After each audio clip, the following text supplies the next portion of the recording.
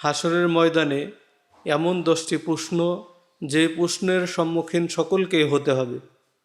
সম্মানিত দিনী ভাই বোনেরা, আমরা মানব জাতি সকলেই মৃত্যুর পর পুনরুত্থিত হব এবং হাসরের ময়দানে আমাদের সকলকে একত্রিত করা হবে। পবিত্র কোরআনুল কারীমের অসংখ্য আয়াত দ্বারা এবং নবী করিম সাল্লাল্লাহু আলাইহি ওয়াসাল্লামের অসংখ্য হাদিস দ্বারা এ বিষয়টি আমাদের নিকট দিবালোকের ন্যায় স্পষ্ট হয়ে গেছে। তবে এখন আজকে আমি আপনাদেরকে বলবো যে কিয়ামতের দিন এমন 10টি প্রশ্ন, যেই প্রশ্নের সম্মুখীন সকলকেই হতে হবে। নাম্বার 1, 5 ওয়াক্ত নামাজ তুমি কি সময় মতো আদায় করেছিলে? হাদিসের মধ্যে আসছে, নবী করিম সাল্লাল্লাহু আলাইহি ওয়াসাল্লাম ইরশাদ করেন যে কিয়ামতের দিন বান্দার আমল সমূহের মধ্যে থেকে সর্বপ্রথম 5 ওয়াক্ত নামাজের হিসাব লওয়া হবে। তো এই জন্য যারা এই 5 ওয়াক্ত নামাজের হিসাব আল্লাহ তাআলার কাছে দিতে পারবে, আল্লাহ রাব্বুল আলামিন পরবর্তী হিসাবগুলো তাদেরকে সহজ করে দিবেন। তো এই জন্য 5 ওয়াক্ত নামাজ আমাদের উচিত যথাসময়ে আল্লাহ তাআলাকে হাজির নাজির রেখে আদায় করা। সম্মানিত দিনী ভাই বোনেরা, তো এই জন্য নামাজের প্রতি অলসতা, গাফিলতি কোনো ক্রমেই মেনে নেওয়া হবে না, মেনে নেওয়া যাবে না। তো এই জন্য 5 ওয়াক্ত নামাজ যথাসময়ে আদায় করতে হবে, কারণ আল্লাহ রাব্বুল আলামিন হাসরের ময়দানে সর্বপ্রথম জিজ্ঞাসা করবেন যে তোমরা 5 ওয়াক্ত নামাজ ঠিক মতো আদায় করেছো কিনা।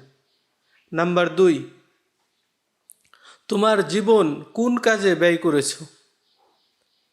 আমার এই 60-70 বছর জিন্দেগির হিসাব পুঙ্খানুপুঙ্খভাবে আমাকে দিতে হবে।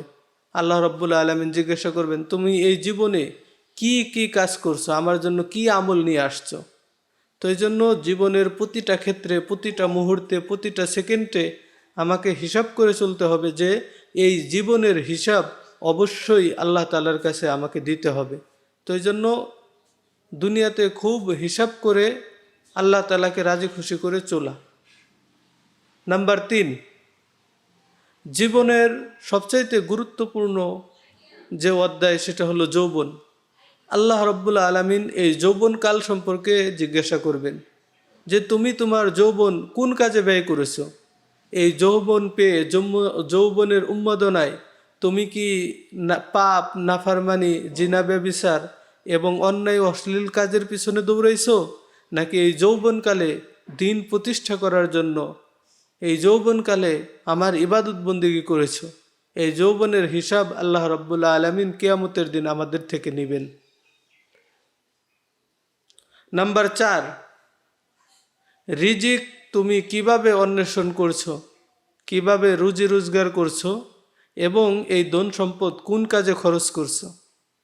তুমি কি হালাল পথে ধন সম্পদ উপার্জন করছো নাকি হারাম পথে ধন সম্পদ উপার্জন করছো, এবং এই ধন সম্পদ তুমি কি নেক কাজে খরচ করছো নাকি অসৎ কাজের মধ্যে খরচ করছো, এই সম্পর্কেও তোমাদেরকে জিজ্ঞাসা করা হবে। হাদিসের মধ্যে নবী করিম সাল্লাল্লাহু আলাইহি ওয়াসাল্লাম ইরশাদ করেন যে কোনো বান্দা এক কদমও অগ্রসর হতে পারবে না যতক্ষণ পর্যন্ত না তাকে 4টি প্রশ্নের সম্মুখীন হতে হবে।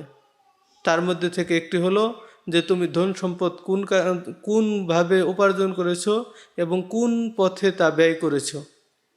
নাম্বার 5, তুমি কি কোরআনের সাথে সম্পর্ক রেখেছো? তুমি কি কোরআন তেলাওয়াত করেছো? তুমি কি কোরআনের আদব দিয়েছো? তো এই জন্য কোরআনুল কারীম বেশি বেশি পড়া এবং কোরআনুল কারীমের বিধান অনুযায়ী আমল করা। হাদিসের মধ্যে আসছে, নবী করিম সাল্লাল্লাহু আলাইহি ওয়াসাল্লাম ইরশাদ করেন যে কোরআন তোমার পক্ষে অথবা তোমার বিপক্ষে সাক্ষ্য হবে। অতএব আমরা দুনিয়াতে এখন কোরআনকে আমাদের পক্ষে রাখি এবং কোরআনের উপর আমল করি, যাতে কোরআন কিয়ামতের দিন আমাদের পক্ষে সাক্ষী দেয়। নাম্বার 6, তুমি কার প্রতি অহংকার করেছো? সমাজের নিরহ সাধারণ মানুষ, গরিব মানুষ, তাদের সাথে তুমি অহংকার করছো? আজকে তুমি অহংকার করো। তাদের সাথে কেন অহংকার করলে? তারা তো আমার সৃষ্টি, আমার বান্দা, তাদের সাথে তুমি ভালো ব্যবহার করবে। তো এই জন্য আমরা কারোর সাথে অহংকার করব না, কারণ অহংকার পতনের মূল। আর অহংকার হলো একমাত্র আল্লাহ তাআলার চাদর। আল্লাহ তাআলাই অহংকার করবে। আমি আপনি তো এক ফোঁটা নাপাক পানি থেকে সৃষ্টি, আমাদের কিসের অহংকার? তো কিয়ামতের দিন আল্লাহ তাআলা জিজ্ঞাসা করবেন, তুমি কেন অহংকার করছো? নাম্বার 7, কার সম্মান হানি করেছো? কেন মানুষকে হেনস্থ করেছো? মানুষকে কেন অমর্যাদা করেছো? তো এই জন্য আল্লাহ তাআলার কাছে আমাদেরকে হিসাব দিতে হবে যদি আমরা মানুষকে অসম্মান করি। তো এই জন্য কাউকে অসম্মান করা যাবে না। নাম্বার 8, সুযোগ থাকার পরেও নিজেকে গুনাহ থেকে কতটুক বিরত রেখেছো। অর্থাৎ তুমি ইচ্ছা করলে এই গুনাহটা না করেও পারতে, তারপরেও তুমি গুনাহ করছো কেন? তো এই জন্য যখন আমাদের সামনে কোনো গুনাহের কাজ অনুষ্ঠিত হবে, গুনার কাজ এসে যাবে, তখন আমরা অবশ্যই সেই গুনাহ থেকে বিরত থাকব এবং তাদেরকে বাধা প্রদান করব। কারণ আল্লাহ তাআলা কিয়ামতের দিন হাসরের ময়দানে আমাদেরকে জিজ্ঞাসা করবে যে তোমার সুযোগ থাকা সত্ত্বেও তুমি কেন এই গুনার কাজটি করলে। নাম্বার 9, যে কিসের জন্য তুমি অন্যের অধিকার নষ্ট করলে। আজকে আমরা মানুষের অধিকার নষ্ট করি, রাস্তাঘাট আমরা আটকে রাখি, নিজেদের কাজে ব্যবহার করি এবং এতিম, অসহায় এবং বিধবা তাদের যে হক আছে এই হক আমরা যথাযথ আদায় করি না। অথচ আল্লাহ তাআলা কিয়ামতের দিন হাসরের ময়দানে আমাদেরকে জিজ্ঞাসা করবেন যে তুমি কেন তাদের অধিকার ক্ষুণ্ণ করেছো, তুমি কেন তাদের অধিকার দাও নাই। তো এই সমস্ত বিষয় আমাদেরকে জিজ্ঞাসা করবেন। তো এই জন্য আমরা এই সমস্ত অধিকারগুলো যথাযথভাবে আদায় করে দেব। সমাজের প্রতিটা ক্ষেত্রে, আমার ব্যক্তিগত জীবন, পারিবারিক জীবন, রাষ্ট্রীয় জীবন, ধর্মীয় জীবন, সকল ক্ষেত্রে আমি সকলের হক আদায় করব, সকলের অধিকার দিয়ে দিব। নাম্বার 10, সর্বশেষ যে প্রশ্ন, সেটা হলো আল্লাহর দেওয়া নিয়ামতের কতটুকু কৃতজ্ঞতা আদায় করেছ। এখন আমরা মানব জাতি বড় অকৃতজ্ঞ, আমরা আল্লাহর কৃতজ্ঞতা আদায় করতে চাই না। অথচ আল্লাহ তাআলা আমাকে আপনাকে কত নাজ নিয়ামত দান করলেন। আমরা আল্লাহ তাআলার রহমতের সাগরের মধ্যে ডুবে আছি। তো এই সমস্ত নিয়ামতের শুকরিয়া আমরা কি আদায় করলাম?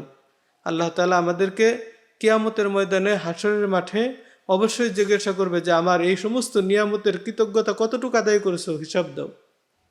তো সম্মানিত দিনী ভাই বোনেরা, তো আমি আপনাদের কাছে বিনীতভাবে আরজ করব যে এই 10টি প্রশ্ন, এই 10টি আমল আমরা যথাযথ আমল করব। আল্লাহ তাআলা আমাদেরকে তৌফিক দান করেন।